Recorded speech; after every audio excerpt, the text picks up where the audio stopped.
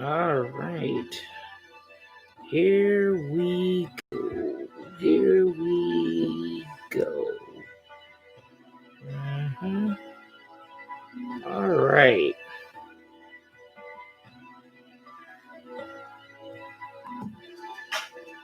Man, good evening, everybody, and welcome to another episode of Late for the Party on Anchor FM. I am your host, Melodious, aka Coverboy, the modern marvel. That's right, you guys. Man, we are looking pretty tonight. So, that's right, you guys. Just wanted to get into it before I usually do my normal banter, but this is Late for the Party. This is the In My Mind segment. I am also doing a live right now on my YouTube channel. And also, I will be uploading this to my social media. So, Coverboy127 on all that on Instagram, Melodious8099 on Twitter and Tumblr. You know, all that cheerful stuff. I will leave a link in the description once I upload everything to my social media, you guys. But also check out the merch on Teespring.com. But before I get into screw it. Let's get into it right now. Well, we already got some news that SNK is going to be coming out with a trailer. They had a little sneak peek, a little sneak trailer of King of Fighters 15, and you see like the little sketch art of like Kyo and Benimaru and Chun-Li from King of Fighters 14. So obviously they're going to be playable characters. Also, if you slow down the information, you also see K Dash and Yona in the part in the beginning, a little piece in the beginning and whatnot. So but I know that's all fine and dandy, but this conversation that this topic I'm going to bring up is the fact that, don't get me wrong. I like playing, one of my main things is fighting games, but I mean, of course, they're always going to go to the flagship games in order for, they're just going to keep it rolling. Of course, they're going to, Capcom always wants to go with Street Fighter, but then, SNK is always going to go with King of Fighters. I mean, it's a given. So, but this conversation is more leaning up on like there's not just the only games that they have that were good, that were just as, if not better than King of Fighters. We finally got a Samurai Showdown out of all the years that SNK's been running around. But one of my favorite games, one of my favorite fighting games, period, bar none, has always been Fatal Fury. And just with the lore and how the game is and how the game actually came to be, you got the guy who created Street Fighter 1 and Street Fighter, and he rolled with that whole idea of wanting to keep that whole idea for a fighting game after he left Capcom. So, and it's cool. So if you really think about it, Fatal Fury and Street Fighter are pretty much relative to each other, close, like brother and sister, because they were both created by the same guy. So, and for me, I was always a Fatal Fury kind of guy. I remember getting it on Sega Genesis, both Fatal Fury 1 and 2, and I honestly played those more than I actually played Street Fighter. And, and I've always been gravitated to the characters, the story. And then when I really started getting into the fact that, Art of Fighting was actually the prequel to the Fatal Fury franchise. So pretty much when you actually look at, there wouldn't be a Fatal Fury. If there wasn't a Fatal Fury, there wouldn't be a King of Fighters, because the whole tournament of King of Fighters actually stems from Fatal Fury, because that was the first fighting game that actually came out from SNK at the time. And then that's when Art of Fighting came out, and they did the King of Fighters as well, but it was a prequel. But the story of Art of Fighting was a prequel to Fatal Fury. So in fact, they were like 14, because Geese Howard, who's probably one of my favorite villains in any like video game, like he pretty much was also in Art of Fighting 2.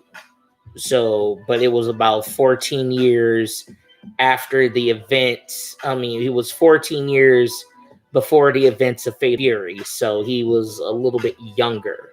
So, I mean, and that's also makes it interesting too, because then that means with Rio and Terry Bogard, they're about 14 years apart from each other.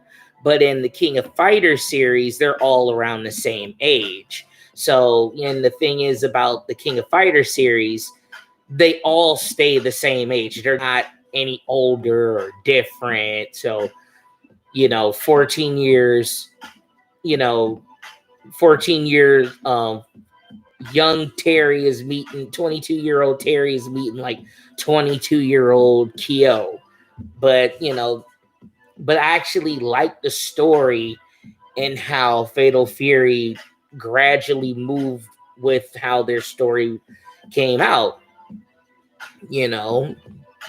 Obviously Terry and his brother Andy was trying to get revenge on, get revenge for the death of their adopted dad, Jeff Bogard, at the hands of Geese Howard, who happens to be, who was also his best, also his friend.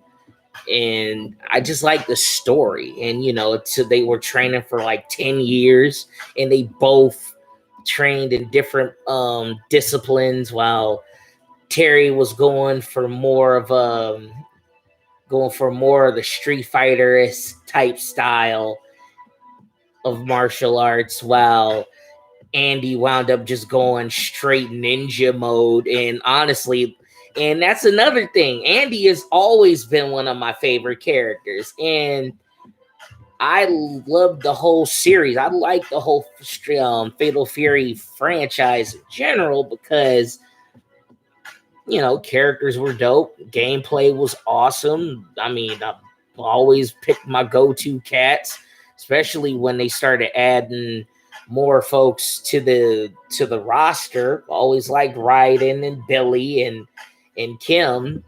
Mai was dope, and like I liked how the characters never, I mean, even though they brought different characters in, but they were likable, and they were like, you can actually, and I played most of the characters. I can't even say that about playing any other fighting game, honestly. Like, I've never really not played, like, Fatal Fury is the only game that I've played other characters who, and they didn't feel like they were like complicated, like if you're playing Kim Kapwan, the Taekwondo, his nothing but kicks, but doing some of his moves kind of in reference to Guile, like using his sonic booms, but it didn't feel complicated like playing Guile from Street Fighter, like, got to hold back and throw it forward to do, or hold down and to do a flash kick. So, but my thing with that, it was just Fatal Fury just knew how to do their game and play it well, especially when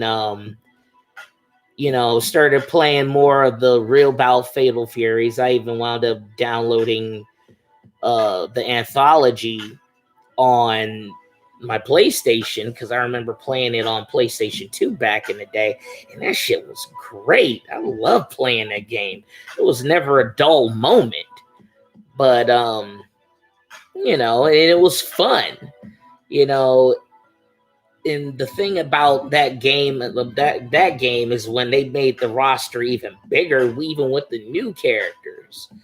And I think that's the thing with like some fighting games are nowadays. It's like it lacks. I guess it's because that's what it's lacking is just the fun factor. And there's a plenty of fighting games out there that's actually holding it down now, but it took this long just to get that kind of notoriety from most of the games like Mortal Kombat and you know, Guilty Gear, and these are like top of the line type games. I mean, even Capcom kind of fell off, and you know, they had so many other games that, you know, at least with, I could say, with Guilty Gear and Blaze Blue. I mean, they brought Blaze Blue and add a lot of other things in the process, so it didn't feel like you were just only getting one thing, you know, like.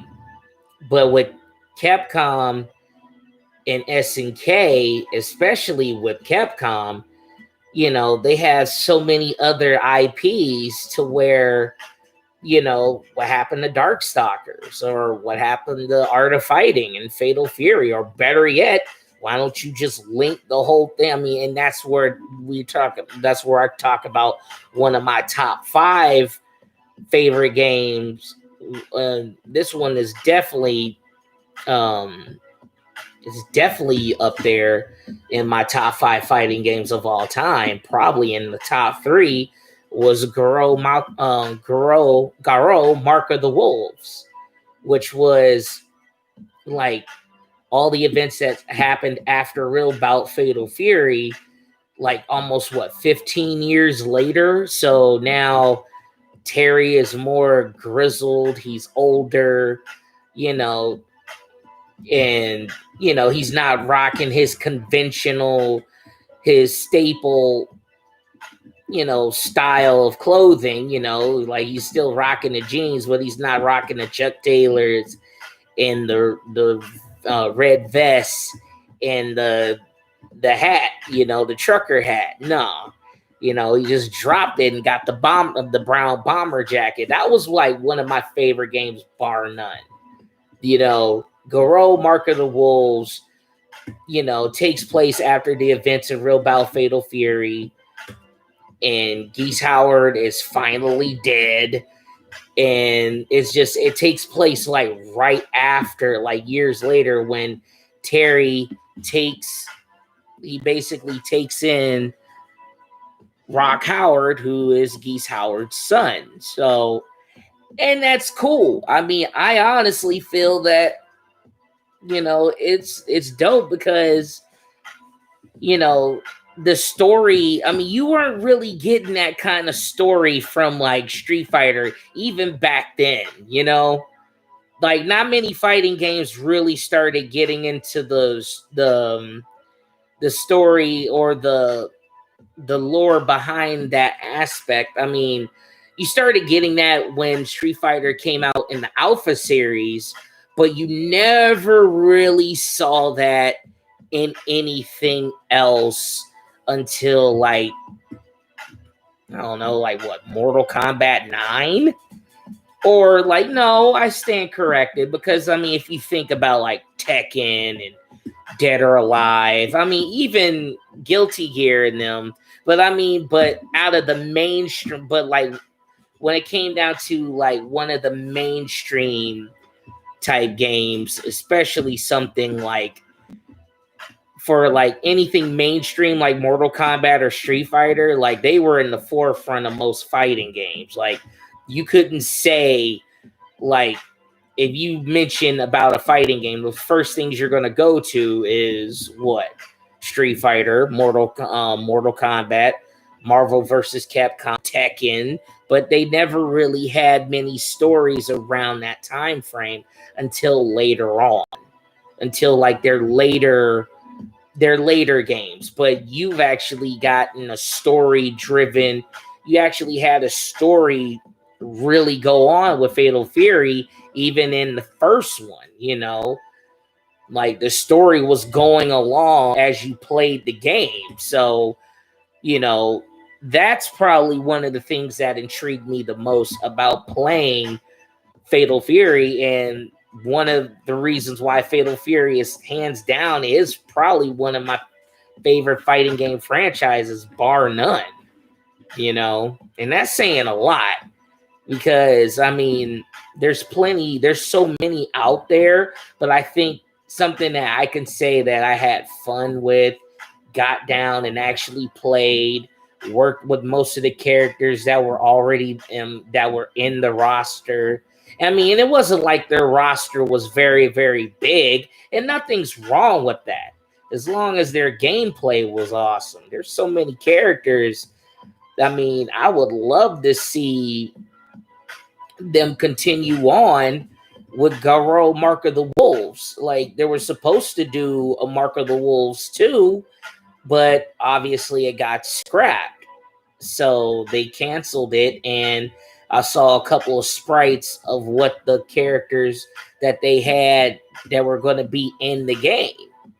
You know, I mean, and there's just so many reasons why it's like, damn, it kind of leaves you hanging. And it's like SNK has been doing very well for themselves right now to where, you know, I haven't seen so many characters as DLC from SNK on every other, you know, only games I ain't even jumped onto is a Capcom game. I mean, Terry and Benny Maru was in another game, was down DLC in the one game.